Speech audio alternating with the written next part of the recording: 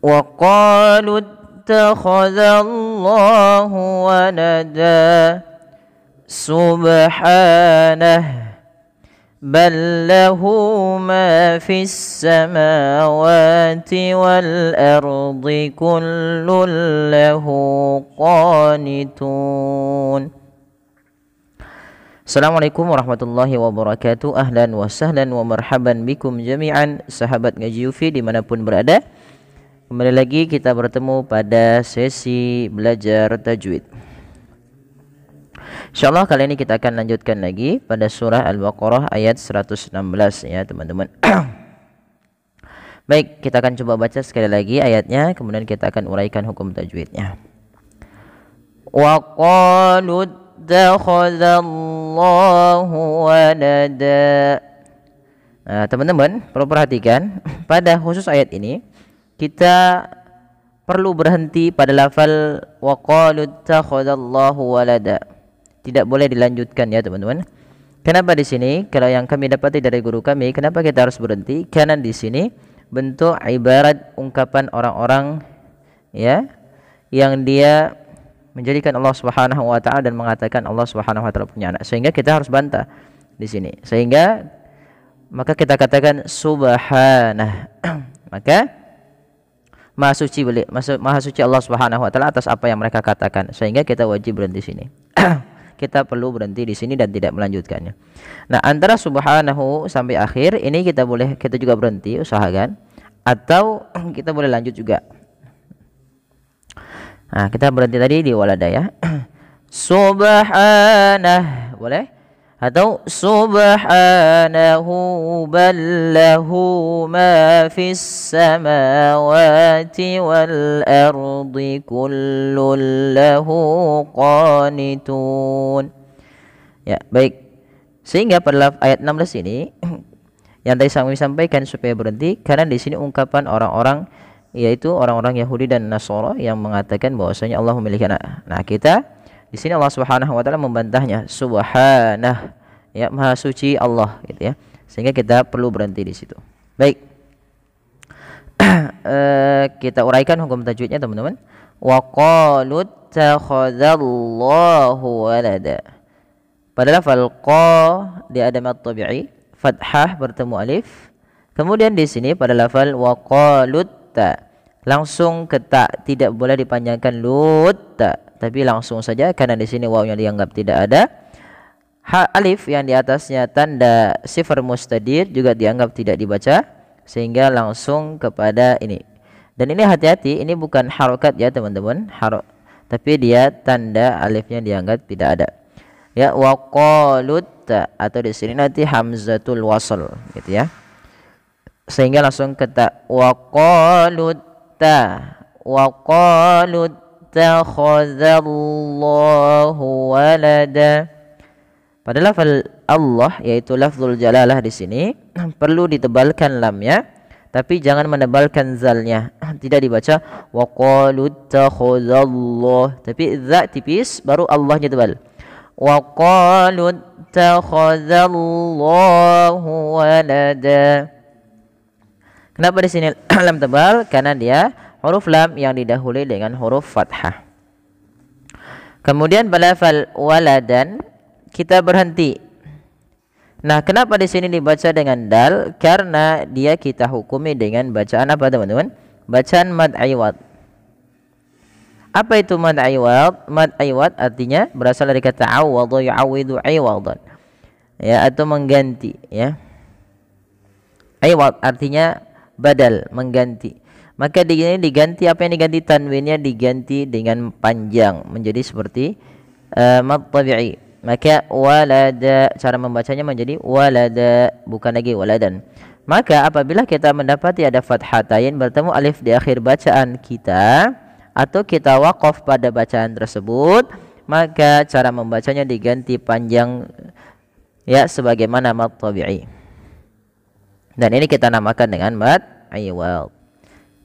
Kemudian pada lafal subhanahu, ya subhana. Pada lafal ba di sini ada bacaan qalqalah yang dimana ba-nya ini perlu kita pantulkan ya teman-teman. Apa itu qalqalah? Qalqalah berasal dari kata dalam bahasa Arab qalqala yuqalqilu qalqalatan, yaitu bermakna al-ittirab, ada getaran, ada pandulan. Nah, hati-hati dalam membaca qalqalah sendiri ya teman-teman. Ada beberapa yang sering terjadi kesalahan di dalam membacanya. Yang pertama, dia putus dalam membaca qalqalah. Nah, qalqalah itu ada dua. Ada qalqalah kubra, ada qalqalah sughra. Ada juga nanti qalqalah yang dia yang ketiga, bukan ketiga tapi dia berkaitan dengan ada namanya, kalau dia qalqalah ketika huruf qalqalah itu tasydid. Nah, subhanah ya, ba-nya dipantulkan, tidak dibaca subhanah, itu menjadi menjadi berhenti, putus, harusnya mengalir saja, subhanah subhanah. Kesalahan yang kedua dalam membaca qalqalah adalah menambahkan hamzah. Contoh subhanah atau subhanah gitu ya, ada nambahan hamzah, ini juga salah.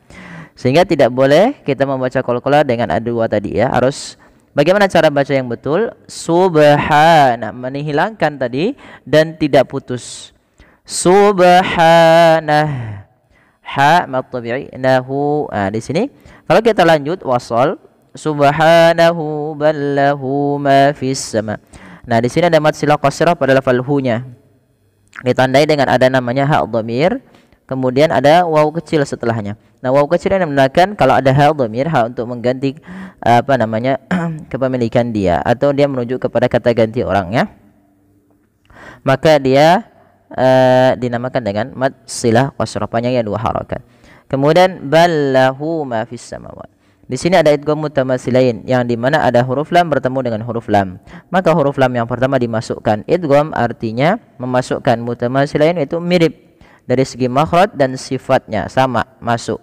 Nah, maka dinamakan dengan idgham mutamasilain. Kemudian lahu kembali lagi sama mad silah qasirah, ada ha dhamir panjangnya 2 harakat. Ma fis samawati, ma mad tabi'i, fissa. Nah, di sini ya kita perlu memanjangkannya, ma dan wa sama dengan fi gitu ya. Wal ardi ya, wal ard. Kalau kita berhenti misalkan wal ard, hati-hati jangan sampai dotnya tidak terbaca. Banyak orang yang berhenti lafal wal ard itu dotnya tidak baca, misalnya wal ar saja. Tapi padahal dia harus dibaca wal ard, wal ard, wal ard, wal ard, ard. Ya, ada huruf dha-nya. Ra-nya tebal. Kenapa ra di sini dinamakan dengan ra takhim? Karena ra-nya didahului dengan huruf fathah. Kemudian wal ardi kullul lahu. Maaf, di sini bukan gunnah, maaf. Kami lupa. Idgham bi gunnah. Ya, idgham bi gunnah. Idgham bi gunnah. Sehingga di sini langsung ke lam yang kedua, yaitu adanya tanwin bertemu dengan lam, masuk tapi tidak ditahan dengan gunnah. Maka idgham bila gunnah. Maaf, idgham bila gunnah. Maaf, kami salah tadi dan menyebutkannya bukan bi gunnah tapi bila gunnah. Idgham bila gunnah. Lahu lagi mad silah qasirah, qa mad tabi'i fathah bertemu alif, tun. Ada mad arid disukun, mad yang terjadi ketika akhir waqaf yang kemudian bertemu dengan namanya sukun arid, yaitu sukun yang dimatikan hurufnya karena dia waqaf atau berhenti. Awalnya kan qanitun, kalau berhenti kemudian dimatikan menjadi tun. Nah, sebelumnya ada huruf mad maka dinamakan mad arid disukun. Panjangnya berapa harakat? Boleh 2, boleh 4, boleh pula dengan berapa teman-teman? Boleh juga dengan 6 harakat. Baik, kita coba ulangi sekali lagi ya. Wa qalu ittakhadallahu walada subhanah bal lahu ma fis samawati wal ardi kullun lahu qanitun. Ya, shadaqallahul azim. Ya, mudah-mudahan ini bermanfaat bagi sahabat sekalian, sahabat ngaji Yufi. dimanapun berada. Mudah-mudahan menjadi kebaikan bagi kita bersama. Jazakumullahu khairan. Terima kasih. Kurang lebihnya kami mohon maaf. Wassalamualaikum warahmatullahi wabarakatuh.